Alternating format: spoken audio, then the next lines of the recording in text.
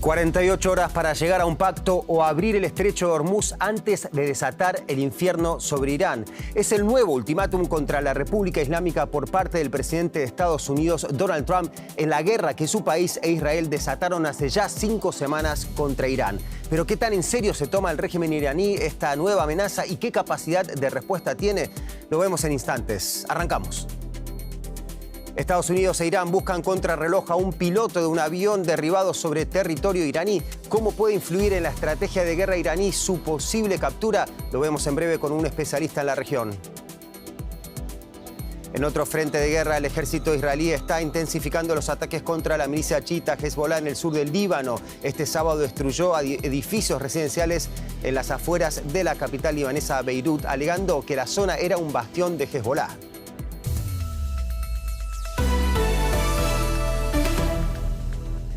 Bienvenidos a DW Noticias. Soy Leandro Fest. Gracias por elegirnos. No es la primera vez que Donald Trump lanza un ultimátum a los iraníes en esta guerra y aún es una incógnita las consecuencias que tendrá. De momento, fuerzas estadounidenses desplegaron un operativo de búsqueda del copiloto desaparecido después de que su avión fuera derribado el viernes en el sur de Irán. El piloto fue rescatado poco después de que su caza F-15 quedara destruido en una zona remota. Han aparecido más imágenes relacionadas con el incidente. Este video muestra a la policía iraní disparando con armas ligeras contra helicópteros Black Hawk. Se utilizaron 2 helicópteros en la misión de rescate. Al menos uno habría resultado dañado. La televisión iraní también ha difundido imágenes que mostrarían los restos del avión derribado. Irán también está buscando intensamente al tripulante desaparecido y ha ofrecido una recompensa a quien lo entregue. Queremos entender mejor qué está ocurriendo en Medio Oriente y para ello compartimos pantalla ahora con el analista político de la región, Luciano Zácara, y lo vemos desde Doha, Qatar. Luciano, paradójicamente por primera vez en esta guerra, Estados Unidos e Irán tienen el mismo objetivo, encontrar al copiloto desaparecido en territorio iraní. ¿Por qué es tan importante para Irán y cómo podría utilizarlo en su estrategia de guerra en caso de encontrarlo?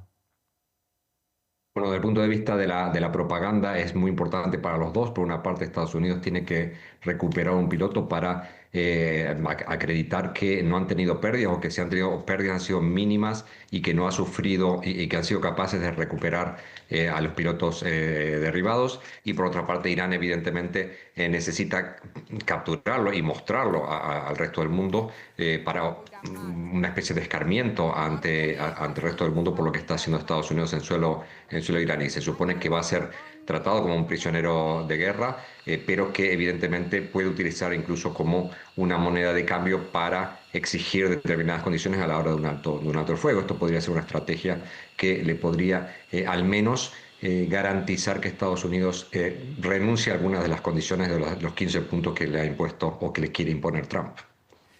Luciano, a todo esto veíamos un nuevo ultimátum de Trump, uno más, en este caso de 48 horas, pero ya vimos que el mandatario estadounidense suele cambiar sus amenazas o retrasarlas. ¿Qué tan en serio se toma Irán este nuevo plazo y qué capacidad tiene aún para seguir respondiendo como lo hizo hasta ahora?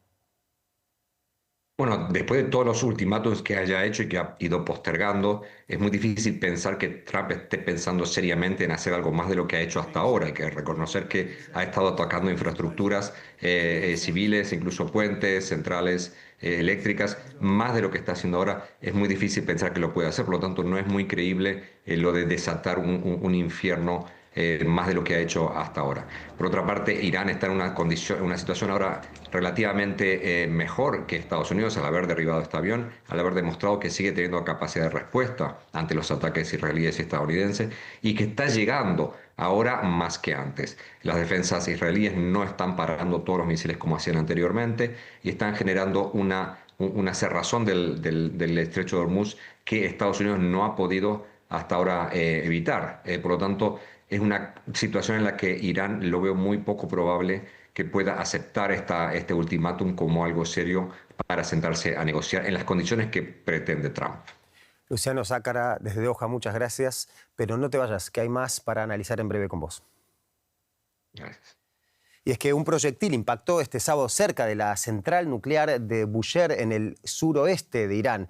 El ataque que mató a un miembro del personal ha causado daños en la planta, aunque de momento no se registran fugas radiactivas. según informó el Organismo Internacional de Energía Atómica.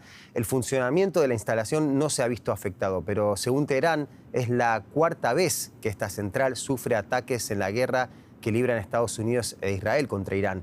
El argentino Rafael Grossi, director del citado organismo de la ONU, se ha mostrado profundamente preocupado por el incidente de este sábado y ha recordado que las centrales nucleares y zonas aledañas nunca deben ser atacadas. Volvemos con el analista político de Medio Oriente, Luciano Zácara, desde Doha. Luciano, el ministro de Exteriores iraní habla ya del cuarto ataque a la planta nuclear iraní de Bushehr y el propio director general del Organismo Internacional de Energía Atómica hizo un llamado, cito sus palabras, a la máxima moderación militar para evitar el riesgo de un accidente nuclear. ¿Qué se sabe al respecto y qué tan grave es la situación?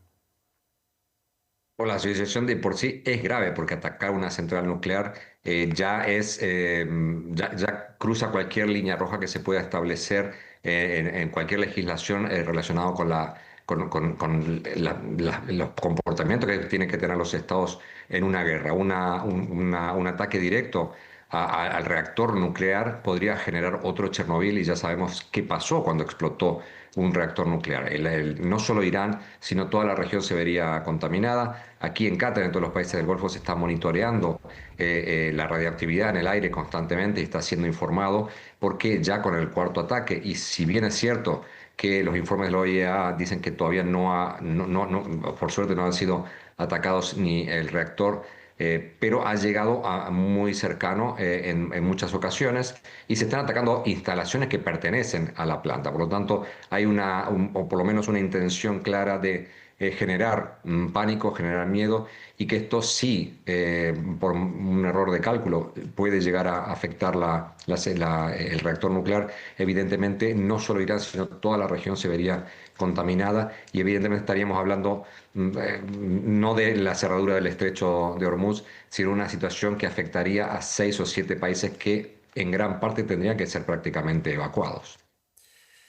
Luciano Zácara, desde Doha, muchas gracias por ayudarnos a entender lo que está ocurriendo con la guerra que Estados Unidos e Irán iniciaron contra Irán hace ya 5 semanas.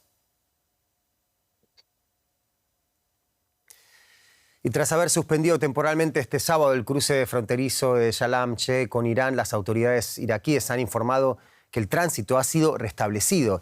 El cierre se produjo después de un ataque israelo-estadounidense contra la terminal de pasajeros en el lado iraní que causó la muerte de un viajero iraquí, según fuentes oficiales. Las autoridades fronterizas iraquíes reportaron que al menos 5 de sus ciudadanos también resultaron gravemente heridos y fueron trasladados al hospital, la mayoría en estado crítico.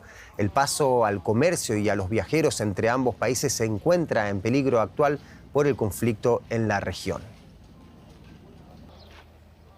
Y seguimos con otro de nuestros temas de titulares. El ejército israelí está intensificando los ataques contra la milicia chiita Hezbollah en el sur del Líbano. Este sábado destruyó edificios residenciales en las afueras de la capital libanesa, Beirut, alegando que la zona era un bastión de Hezbollah, considerada organización terrorista por varios países. La prensa libanesa denuncia 2 muertos y 11 heridos, además de daños en un hospital por los ataques israelíes en el sur del país. Israel destruyó además un puente que cruzaba el río Litani, geográficamente clave porque su curso delimita la zona que pretende controlar a Israel. Hezbollah alerta, de hecho, de que el Líbano se encuentra en el umbral de una nueva fase que podría cambiar sus fronteras. Así amanecía Beirut este sábado. Los residentes denunciaban al menos 7 ataques israelíes en un barrio de la capital libanesa que Israel considera un bastión de la milicia Hezbollah, respaldada por Irán. Israel había llamado repetidas veces a la población a que abandonara la zona. Más devastación al sur, en la ciudad de Tiro. La Agencia Nacional de Noticias del Líbano, NNA, informaba de una amplia destrucción de viviendas y comercios. Según informes, la ciudad de 100.000 habitantes se ha quedado casi desierta. El ejército israelí afirma haber alcanzado 3.500 objetivos en el Líbano desde que empezó a responder a los ataques de cohetes por parte de Hezbollah.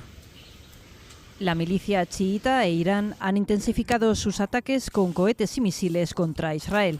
Aquí, un misil es interceptado en las afueras de Jerusalén. En la ciudad de Bnei Barak, en el centro del país, el impacto de un misil iraní dejó un hombre herido. Y justamente en Beirut, la capital del Líbano, se encuentra el periodista Joan Cabasés. Joan, gracias por estar con nosotros. Israel ha reivindicado este sábado una nueva oleada de ataques, justificando que se trataba de objetivos de Hezbollah. ¿Qué atacó específicamente? Hola, ¿qué tal? Sí, vemos cómo el ejército israelí reivindica, como dices, múltiples ataques contra esta milicia libanesa y lo hace muy especialmente en los suburbios beirutíes. De hecho, en esa zona de la metrópoli beirutí, el ejército dice haber atacado centros de mando de la milicia libanesa, pero también de su red de aliados, una red de aliados que recordemos que patrocina, financia y arma el Estado de Irán. De hecho, algunos de estos ataques que Israel ha reivindicado en el día de hoy han ido dirigidos contra lo que Israel presenta como centros de mando o posiciones de la Fuerza Quds. La Fuerza Quds, para quien no lo conozca, es el brazo de las autoridades iraníes que se encarga de la relación con las milicias que arma en toda la región, algo que incluye a Hezbollah. También ha habido en el día de hoy ataques contra posiciones de la Yihad Islámica, una milicia palestina aliada también de Hezbollah. Vemos, sin embargo, como la ofensiva israelí ha dejado también en el día de hoy 54 víctimas mortales. Joan, ¿en qué proporción están afectando estos ataques dirigidos según Israel contra Hezbollah a la población civil?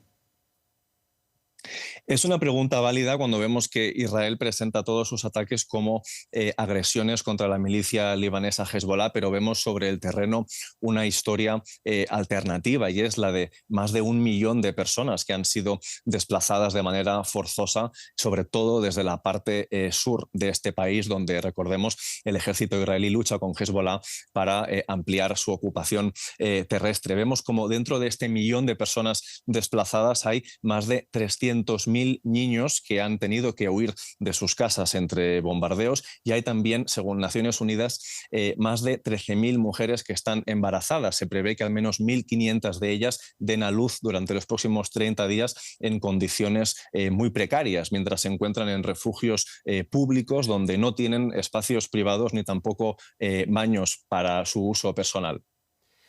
Joan, lo hablamos antes del programa, estás hace 6 años viviendo e informando desde el Líbano. ¿En qué dimensión se están dando los ataques actualmente desde que vos estás presenciando todo desde el terreno?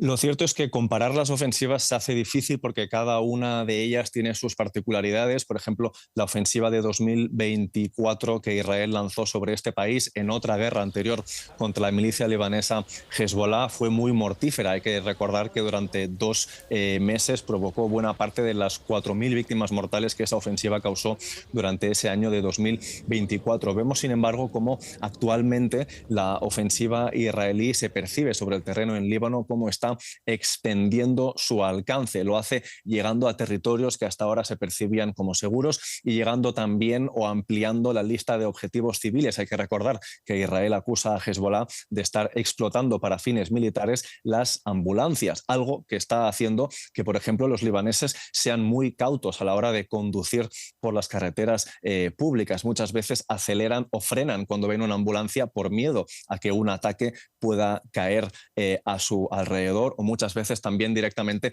los libaneses están evitando las carreteras más transitadas porque a veces Israel bombardea en esas carreteras coches donde percibe que hay milicianos de Hezbollah. Sin duda, una situación que debe generar mucho pánico entre la población. Joan Cabasés, como siempre, muchas gracias por tu completo reporte desde Beirut. A vosotros. Rusia y Ucrania volvieron a intercambiar fuego en las últimas 24 horas. Varias regiones de Ucrania fueron objetivo de ataques con drones y misiles. En la ciudad ucraniana de Kramatorsk, en la región del Donetsk, 4 personas murieron y otras 4 resultaron heridas por los bombardeos rusos. En Sumi, socorristas ucranianos evacuaron un edificio de 16 plantas que se incendió tras un ataque con drones que dejó varios heridos. Y un mercado de la localidad de Nikopol sufrió otro ataque ruso que mató a 5 personas e hirió a otras 19. Mientras tanto, Ucrania atacó la región rusa de Rostov, en el sur del país, causando un muerto y 3 heridos, así como la ciudad industrial de Tolyatti, unos 1.000 kilómetros al este de Moscú. Y guerra y más guerra, y con esto nos despedimos. Esto es todo por ahora, pero hay más, mucho más en nuestras redes sociales, y eso gracias a un equipo que trabaja las 24 horas para ustedes. En nombre de mis compañeros me despido. Hasta una nueva edición de DW Noticias.